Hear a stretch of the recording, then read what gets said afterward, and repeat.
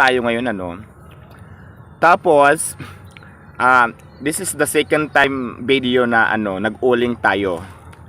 Yan, ay nakikita nyo nakikita nyo na yung umuusok, ay hindi yan volcan ha, hindi yan volcan mayon. Yan po ay uling.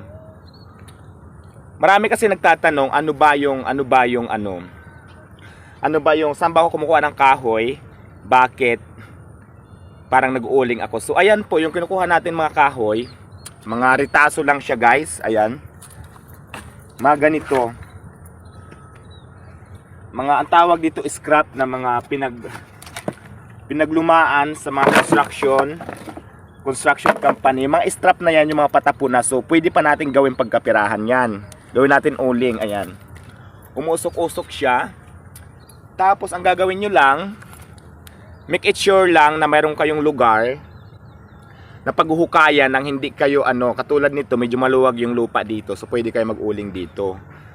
Para hindi kayo, ayan, umuusok pa siya, ayan.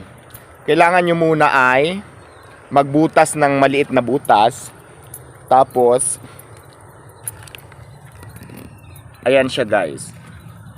Yan, umuusok-usok na siya. Para na siyang volcan. Hindi ko makita umuusok. Ayan po. Yan, ganyan. Kung wala naman kayong gagawin, ayan, parang bundok siya. Tapos may mga umuusok sa gilid. So dyan po lumalabas yung uling, yung apoy, para makasingaw naman siya. Hindi pwedeng walang lumalabas kasi hindi siya sisingaw. Hindi siya mabubuo yung uling. So ang tendency pag walang usok na lumabas na ganyan, ay yung uling nyo ay hindi siya masusunog. Kahoy pa rin yung pag kinuha nyo. So mga ganito pwede.